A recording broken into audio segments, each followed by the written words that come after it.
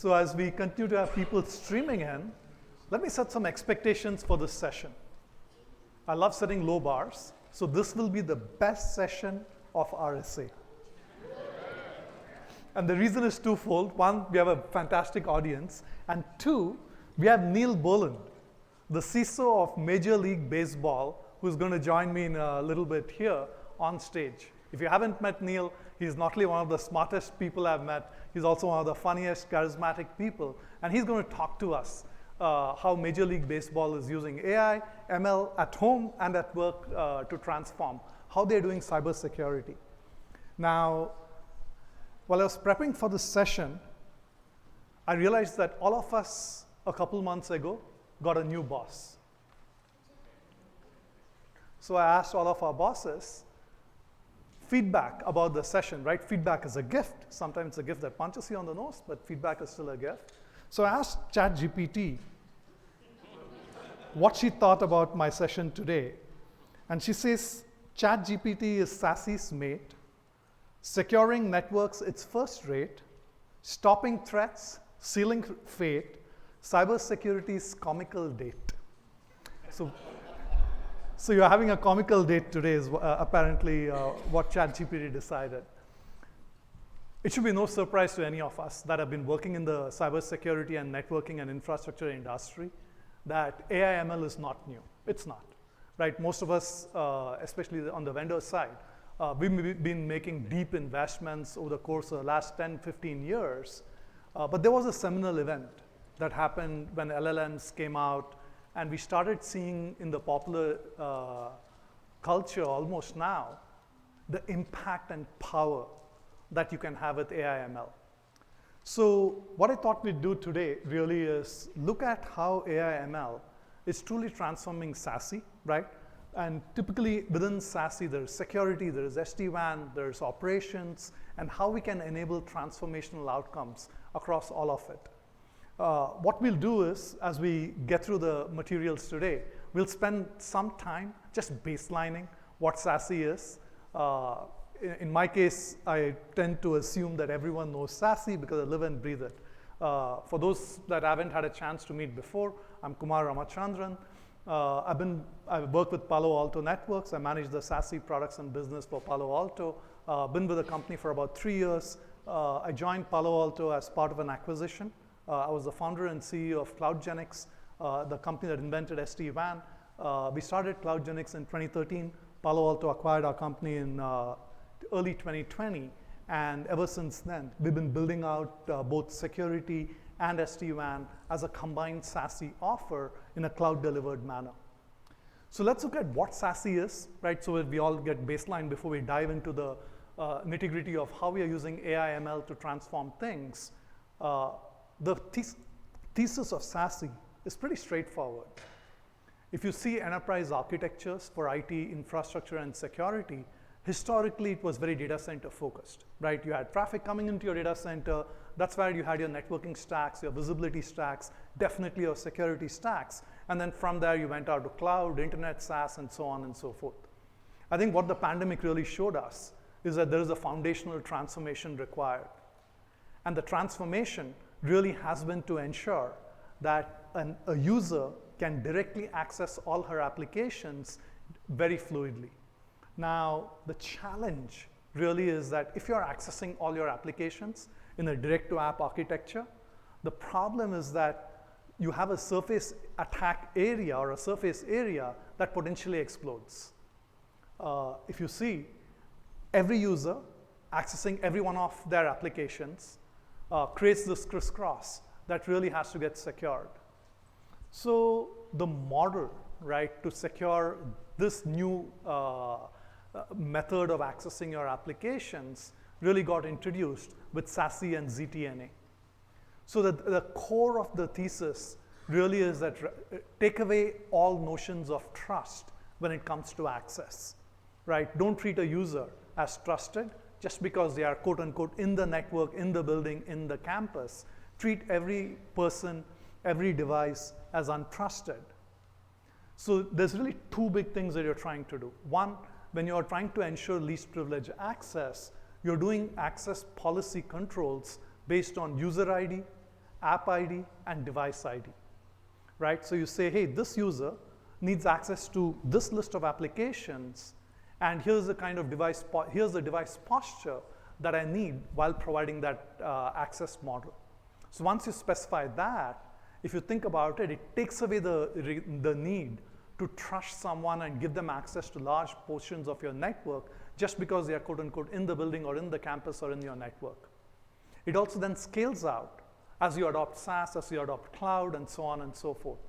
It sets the stage for a direct-to-app access model because you're not backhauling your traffic to a location in the network.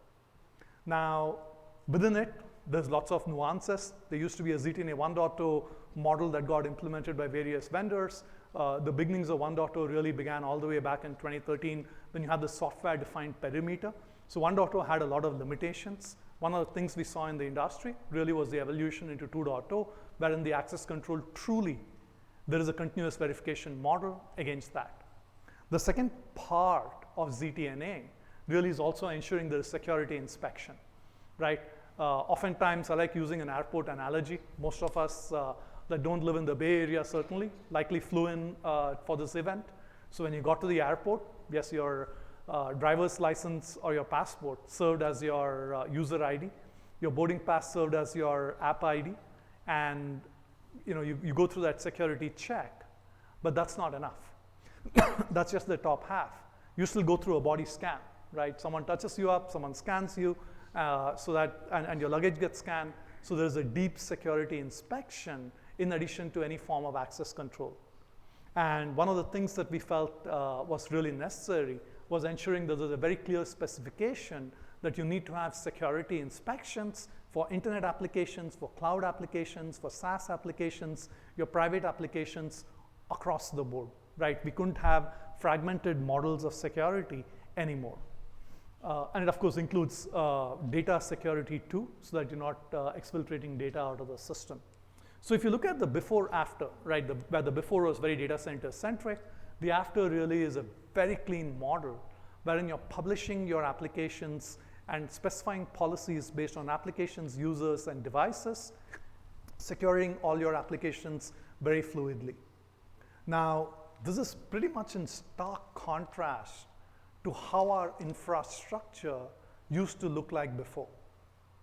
So if you see the average enterprise infrastructure before a complete SASE transformation, typically there is a large number of silos, right? And it's not just a network versus security silo.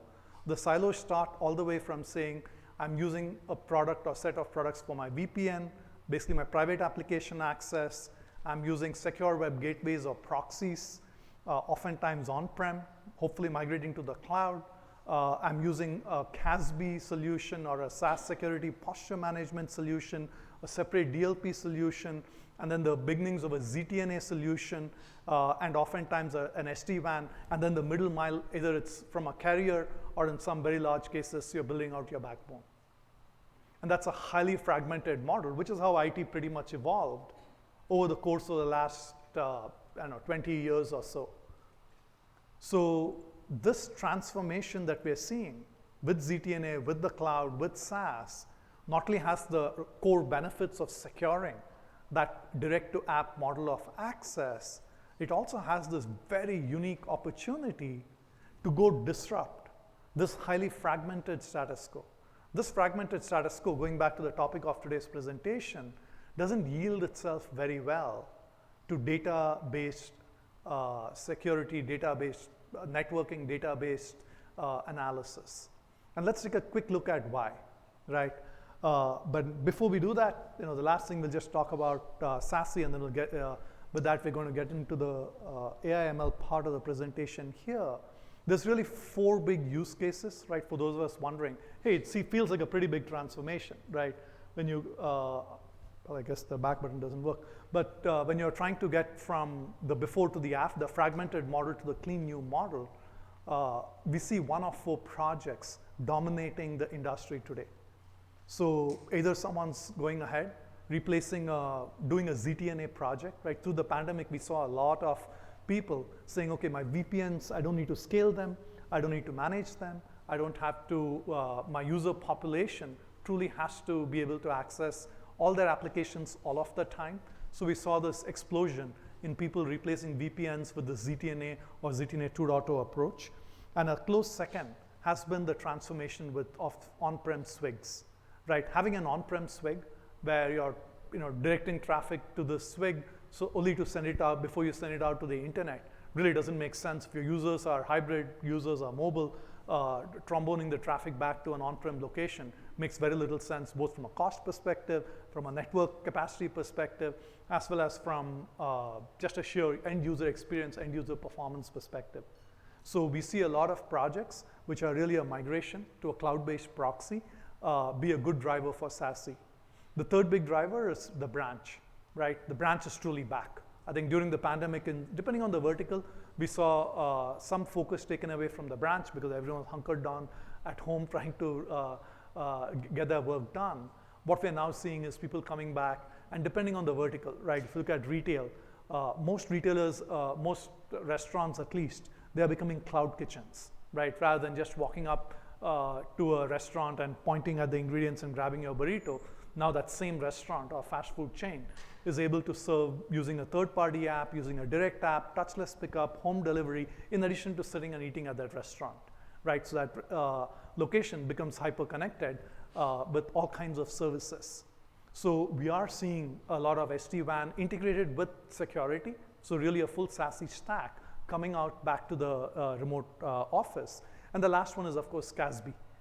Where with SaaS applications, I think SaaS applications continue to grow in an explosive manner. I think the last I checked was a 40% year-on-year growth, even at this stage, where it's already a several billions dollars worth market. We see the need for CASB or some way to secure, audit, gain visibility on your SaaS solutions. So these are the 4 big ways that people are using to get onto a SASE project. So with that, what we're going to do is talk about how we are using AI and ML really across all aspects of SASE, what the opportunity is, and what are some preconditions.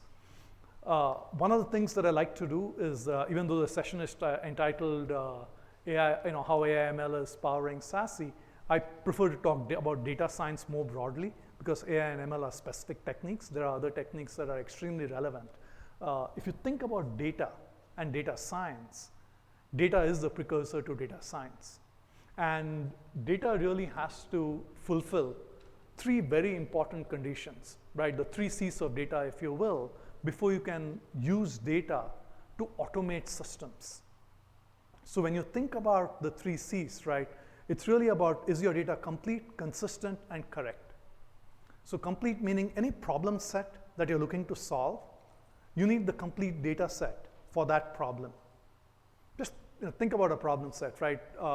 If any of you have ever done troubleshooting or support or been in attack, a support ticket gets open, attack engineer comes online, and then what she's really doing is using her big brain and her years of experience, and hence but she still needs logs, she needs configs, she needs packet traces, she's gathering all that, and then making decisions and resolving the problem itself. So if you don't have the complete data set for the problem, then your scope of things that you can solve, they're going to be limited. And while we're seeing the rise of copilots in our industry, I really think autopilot is the end goal. And the more you can get a complete data set, the more powerful it's going to be. The second bit is about consistency. If you think about it, right, just think about even gathering a very simple measure, I don't know, latency, packet loss, or any other measure between a firewall and, let's say, a router. If you go under the hood, each of these devices are making enormous number of polls, and then they're gathering the data, and then they're smoothing out the curves, and then they're storing that in the log. So by the time you get the data, it's already processed. You need access to raw data that is consistent across every system in case there's any smoothing out of the curve. If you're using user IDs, app IDs, they have to be consistent across different parts of the system. Otherwise, you can't correlate those flows and make intelligent analysis of it. And the third thing is around being correct. So any of us that have ever spent any amount of time in operations, most infrastructure devices, systems, products, they are correct for human oversight. For automation, it has to be absolutely precise. All those smoothing of the curves don't work, right? So given that these 3 C's are the preconditions of data, let's take a look at SASE and see what will be required to even create the opportunity to fulfill these 3 conditions. When you look at the current model, a pre-SASE model, if you will, the chances that you fulfill the 3 C's of data I don't think are even pretty close to 0. They're exactly 0. Because there is no way you're going to correlate data across a VPN system, an SD-WAN system, a Swig system, a CASB system, etc., and actually gather all of it and dump it in one data lake and find that, okay, now I have the complete data, but somehow magically across vendors, across product sets, the data is also consistent, the user IDs are the same, the app IDs are the same, everyone's making measures accurately, and everyone's providing the raw data rather than synthesized data. It's just, it's fantasy. So what you really need is a system where you are able to gather that data across the entire system in a consistent and accurate manner. Now it turns out you also have to gather the data across network, across security, across operational use cases. And we'll talk a little bit about why you can't only rely on the actual real traffic data, but you need to complement it with synthetic data for certain use cases. But if you have this kind of a model, then you create the opportunity of actually addressing SASE using data science. I'll talk about some outcomes. And these are not theoretical outcomes. These are outcomes that have been delivered out in the industry today. 95% of zero-day threats stop using inline ML. If you just think about it for a second, that is night and day from how historically, and when I say historically, you don't have to go too deep into history, product sets that don't have an AI ML approach, they are not able to use inline ML in this way. Just think about it. Threats never seen before. The system has not seen it at all. 95% of the time it stops it just using inline ML. Of course, you still need to publish threat updates. We publish about 4.3 million updates every single day to take care of the remaining 5%. On the SD-WAN side, not only do you see security benefits, you see ridiculous networking benefits. So as an example, and I'll speak about the CloudGenix or the Prisma SD-WAN, you need 0 routing protocols to run your network. If you think about it, it's blasphemy. The first time I had this conversation with someone, it was a Fortune 5 bank, all the way back in 2013. We said, hey, we have this vision that you can replace routing with data science, and they nearly rushed me out of the room. And then today we have 4,000 plus customers deployed in production, where within the Prisma SD-WAN network, there is no routing protocol. The only reason to speak routing protocols is to coexist with the existing legacy network. The routing protocols have been replaced by AI and ML, forming the network, doing traffic engineering, doing all the things that required CCIE level work to be done. The third area is in operations. Usually operations is not the sexy headliner. It doesn't make the top of data sheets. But I'm one of those weird people who has a passion for operations.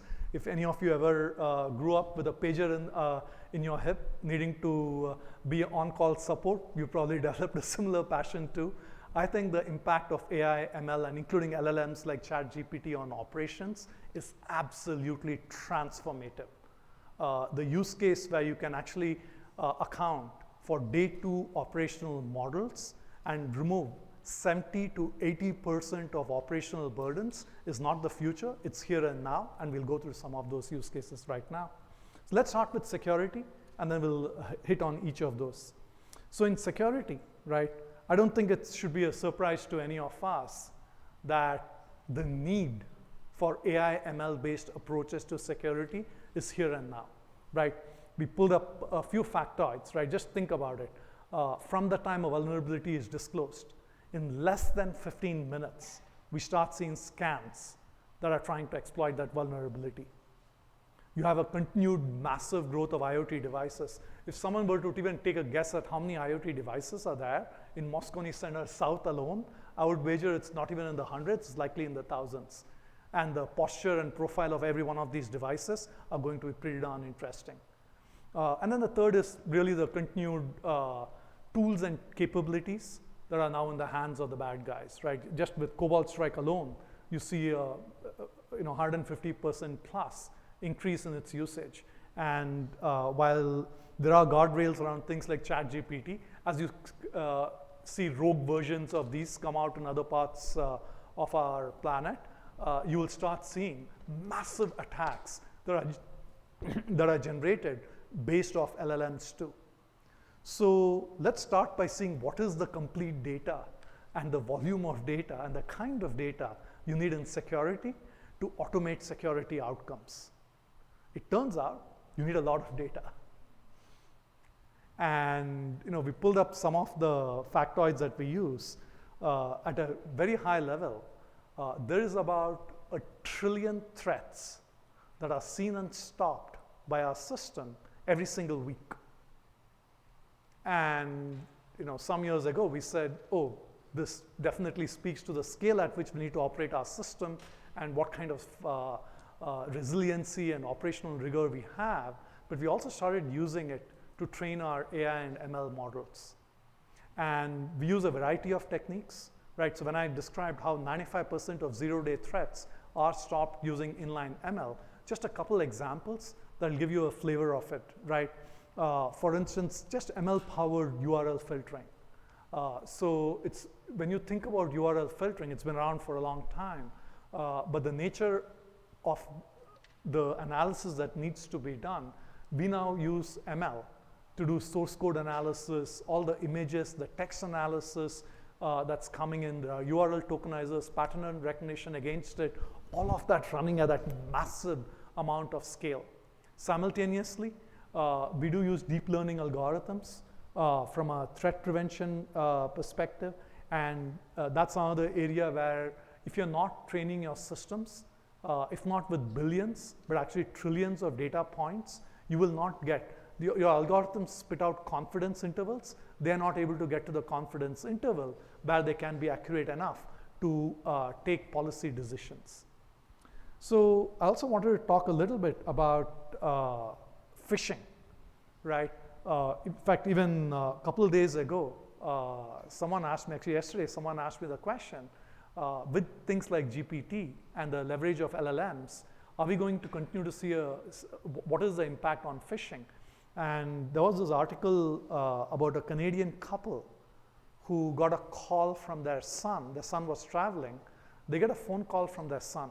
It's their son. It's not an estranged son. It's their son. They have, at least from the article, they have reasonably good relations with their kid.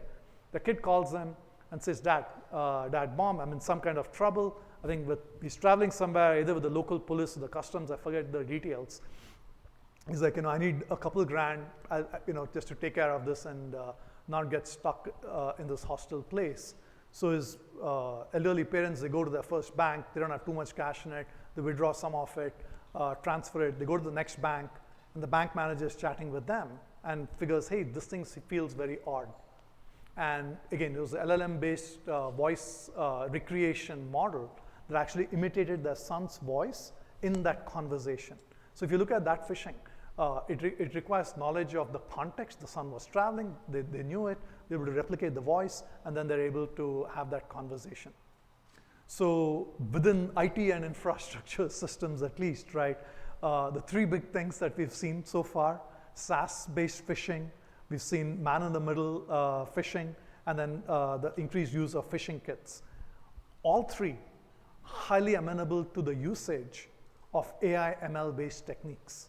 In the interest of time, let me just talk about our man-in-the-middle or meddler-in-the-middle detection models, right? So oftentimes we are seeing people actually use known good sites, right? Whether it's a SaaS site or otherwise, known good sites to actually have phishing malware. So that's where having an inline system, it's not offline, it's actually sitting inline, and that's another place where you really need large platforms. If you're using LLMs, you better have highly scalable platforms so that you can actually run them in line. And then we're actually able to identify them and stop them in line. It does a whole bunch of things, including brand detection, header analysis, and whatnot. But these are not manual or static algorithms by any stretch of the imagination. I have an example on data loss prevention, right? So, Slack is a secure channel, right? It runs encrypted. Some companies allow if an administrator does a passcode reset, oftentimes maybe someone gets on the phone with you and gives you the temporary passcode. Some companies have a policy which allows them to use Slack for it. Many companies don't. In this example, there is a conversation wherein someone's asking for their passcode to be reset or for data to be shared. The analysis of what exactly the information is, in traditional DLP systems, it would have been very complex, right? You're giving strings, matching patterns, and so on and so forth.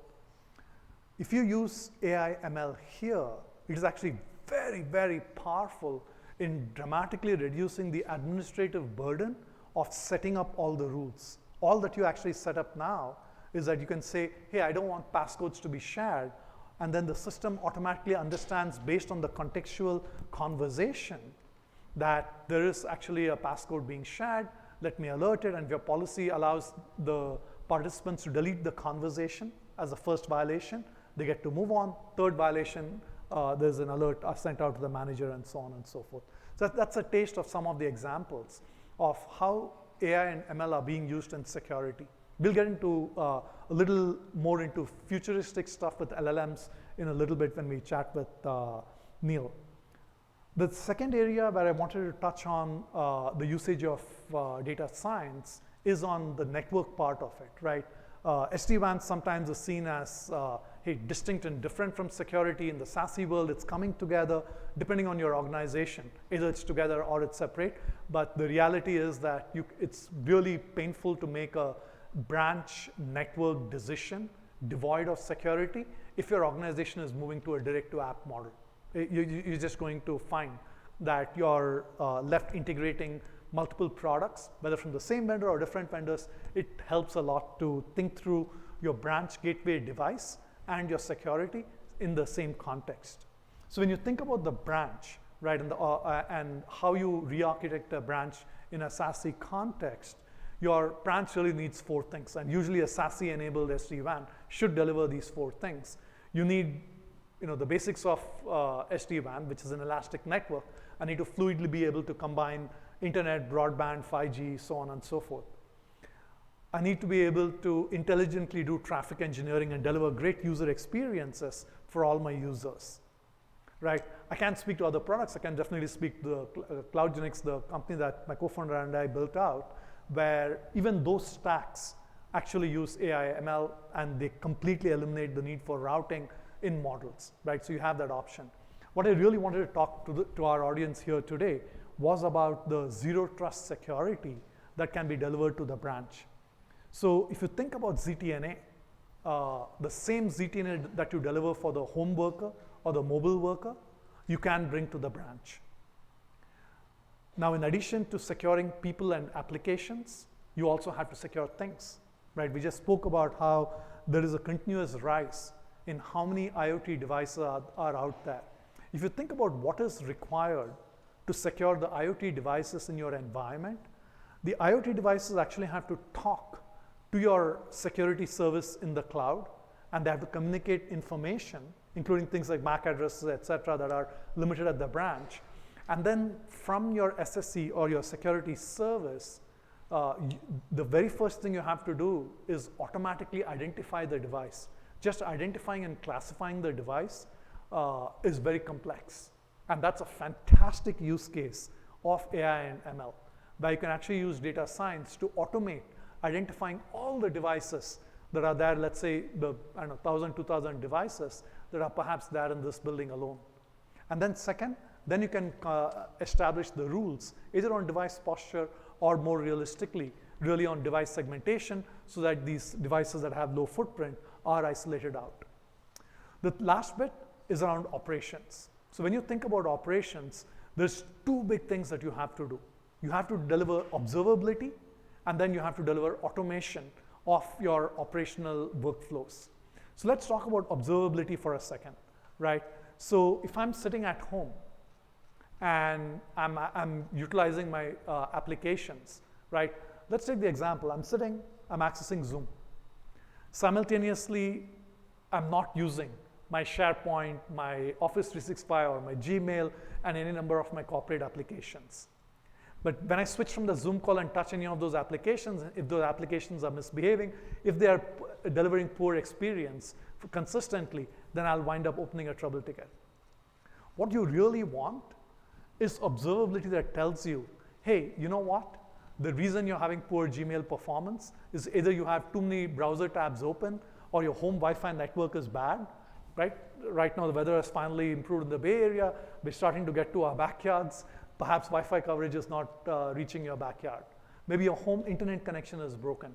Those are all not good reasons to open a trouble ticket with IT. Those are all fantastic reasons to self-resolve and eliminate that entire burden from IT. And then the second area is when there is a problem, either with the application, with Azure, with Zoom, with Slack, then automatically opening out a trouble ticket with those entities, right? So if you have a system where you can actually gain deep visibility across each and every part of this environment, then you have that opportunity. So in a SASE solution, right, from an observability perspective, the reason I spoke earlier about the need for synthetics is that when that single person is sitting at home, the real traffic is not enough, right? If I'm sitting on a Zoom call, that's the traffic that's going. Somebody is not testing and verifying that my SharePoint is behaving well, right? So the only time I'll know SharePoint is not great is when I actually exercise it. It's different from a branch office. In a branch office, typically there's multiple people.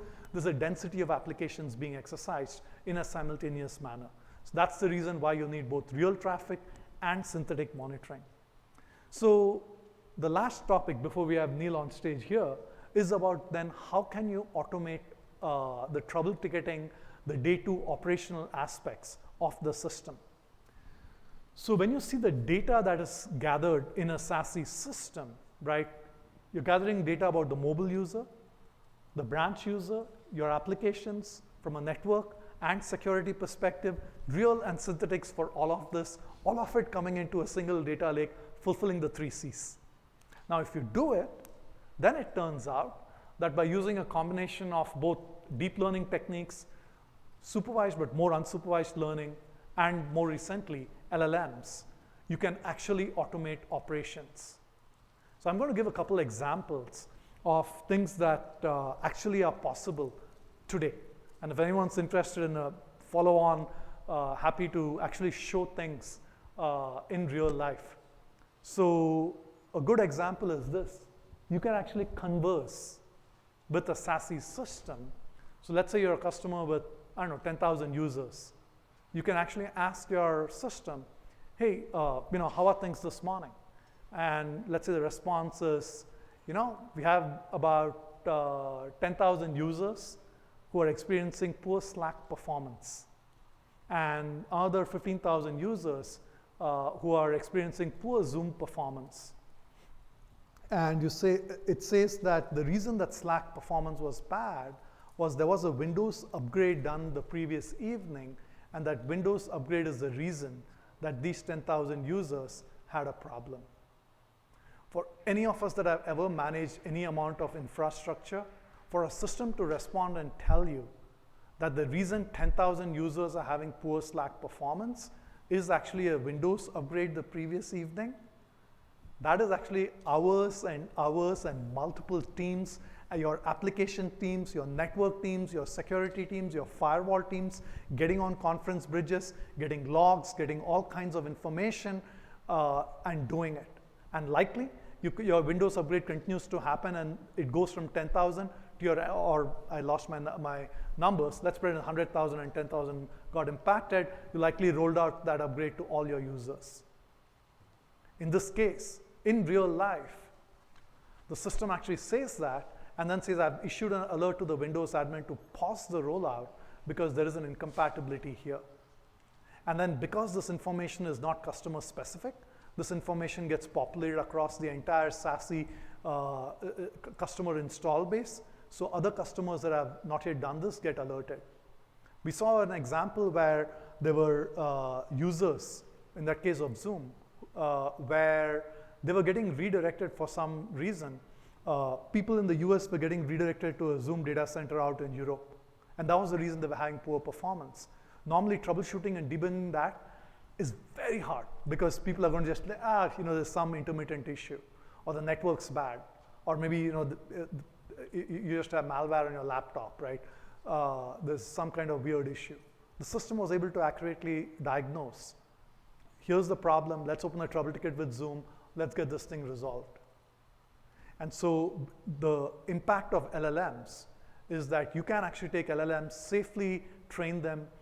The prompt engineering that you do for these LLMs, there is a lot of art and science involved in it. You do want to pick prompts where it can give consistently, it can reach an answer that is useful for your end users.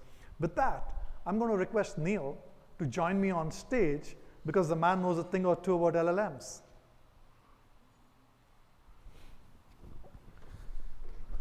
Thanks for having me. Neil, so are you serious about giving a baseball game ticket to everyone in the audience? I thought that was very generous. That's what ChatGPT said. Yeah. You shouldn't trust AI. No, it's hallucinating. That's what's happening. Neil, before we get into the nitty-gritties, right? I've always known you as a technologist. Tell us about how you've been playing with LLMs, both in your home life, and what's your experience been so far? Yeah, so I mean, look, everybody's seen all the traditional use cases out there, like writing emails, writing performance reviews, kind of like, all the very creative things that's nice to get help with from time to time. But, a funny story I had during the winter, and for those of you that are all nerded out by like home automation and such, I was using Home Assistant as my great integrator across all of like the IoT components that I had in my place. And I had a really unusual situation with my garage, which has exposed pipes in it. And we got a really, really cold day in New York. And I didn't have anything going in the garage, right? There's no reason to have the thermostat on. But I was worried on this day where they were saying it was going to be negative something. Like, what am I going to do? I'm going to get like frozen pipes in this garage. So I reached out to our favorite OpenAI engine and asked it, explained the situation, right? Got this garage, I don't want to keep the heat on. I'm worried about the pipes freezing. If somebody's not in the garage, like I want to prevent that from happening, write me some YAML for Home Assistant to actually pull that off. And it thoughtfully wrote this like amazing YAML, and with a lot of configuration options, so it's super thoughtful in that regard. And it just saved me, countless hours of like researching, because I can program, but it's switching to another language, getting your head around it, like what's the format and such, and the variables. But boom, it was done. I didn't have any frozen pipes. It was pretty cool. I got to like post it online, take some credit for it, and to the group, and it was a really fun outcome.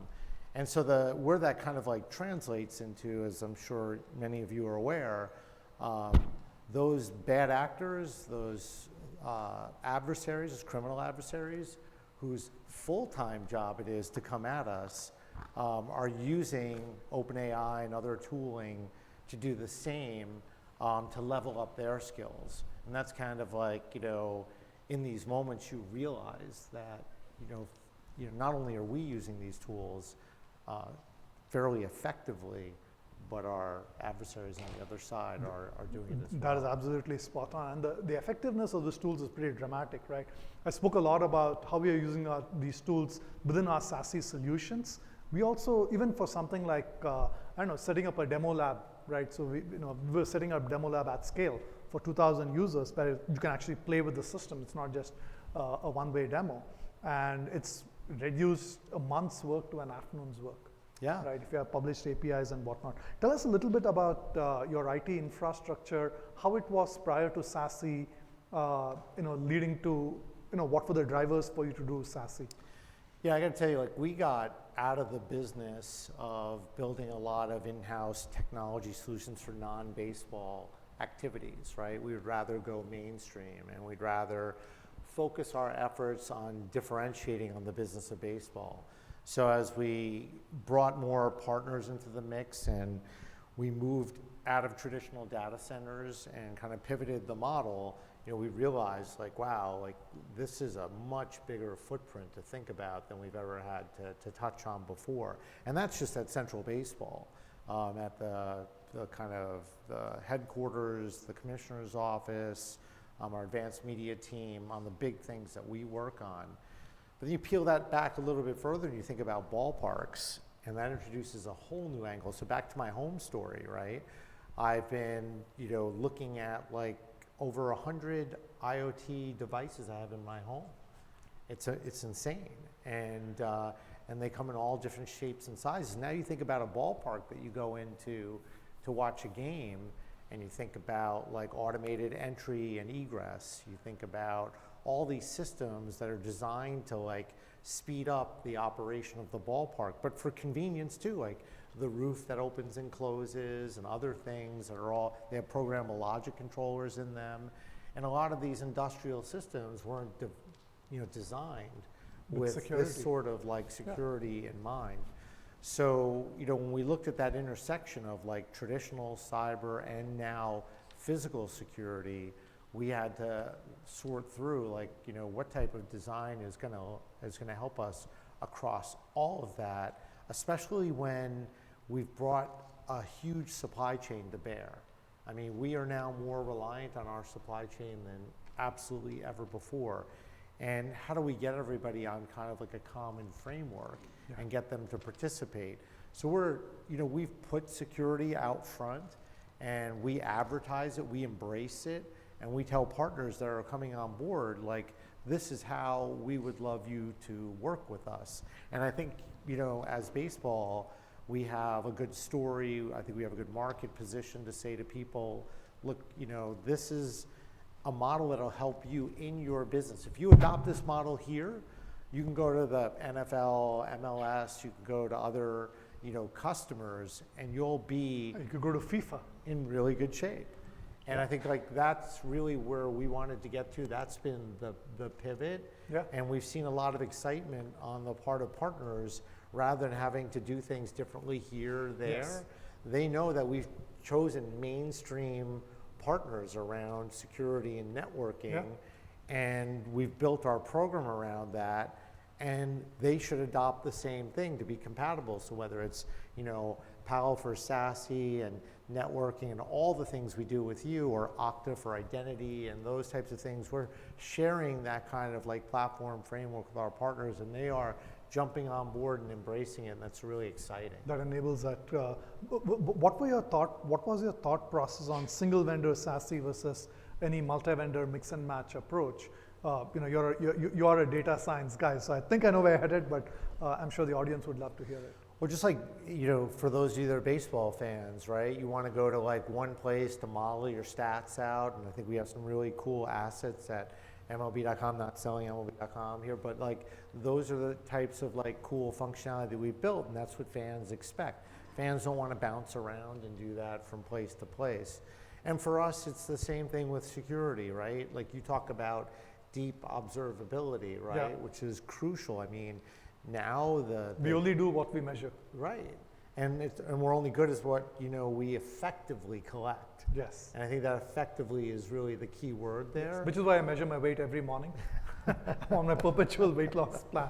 Hey, you and me both post-COVID here.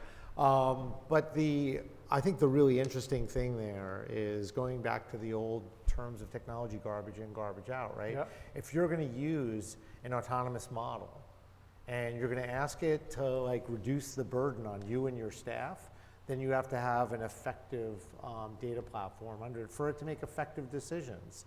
And we've got to get to automation because our partners, it's an arms race, right? Our partners are joining forces with us to try and kind of pull together a defensive platform, but the adversaries are just way far ahead of us and such. And so we've got to, we're in a constant game of, cat and mouse and catch up, but there's no way we're going to get caught up ever unless we get organized. That's right.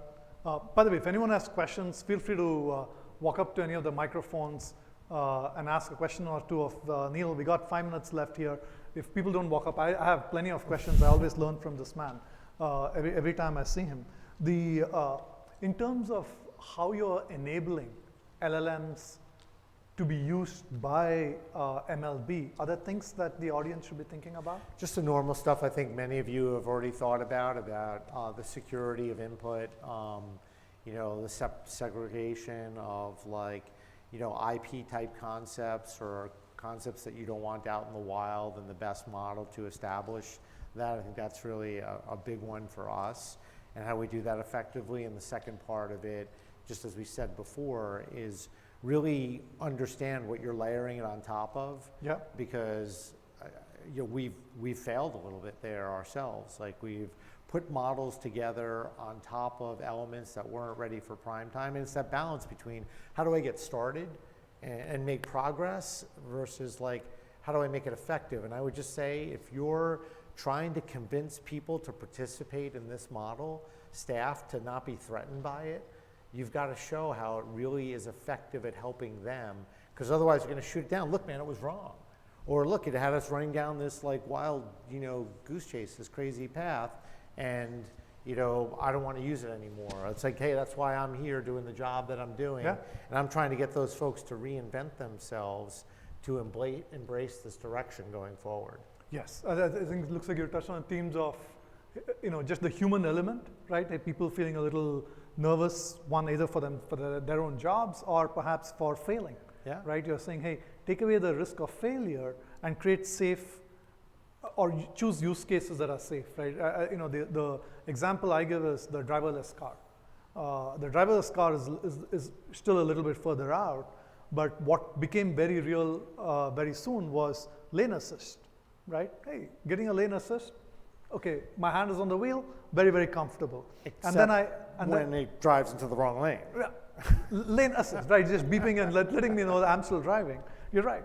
And then, I got very comfortable in the Bay Area commute hour traffic, letting my Tesla drive itself, because 25 mph. I'm worst case, fender bender, best case, I'm de-stressed in this back-to-back traffic. I've gotten comfortable, my car flies at 65 on 280 when there's not much traffic. And I'm hey, you know what, seems to be doing a good job. But I got my hand on the wheel. Yeah. Right, so I think part of adopting these technologies, even for vendors, really is making sure that we are providing a manual override, right? That you feel you have the joystick, the system is revealing to you why it's making the decisions it's making, earning your trust, and demonstrating that, hey, you know what, I'm delivering incredible outcomes for you, and if there's a failure, recognizing it and then creating the space for that failure. Right?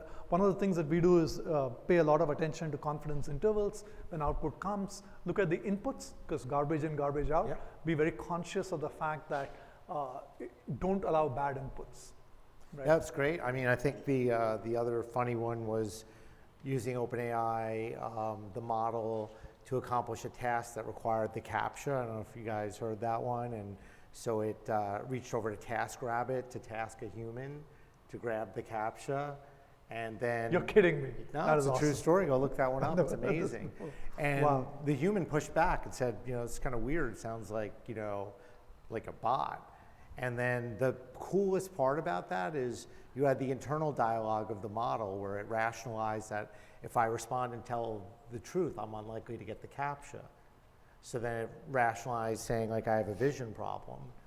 And then that was pushed it over the hump. You got the CAPTCHA and went forward, right?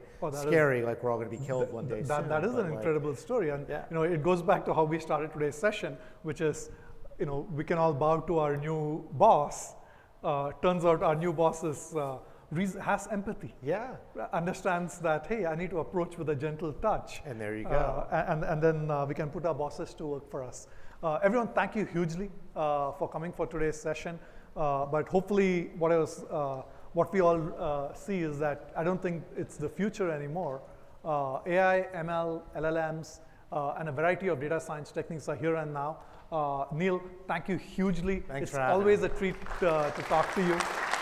Thanks, everyone.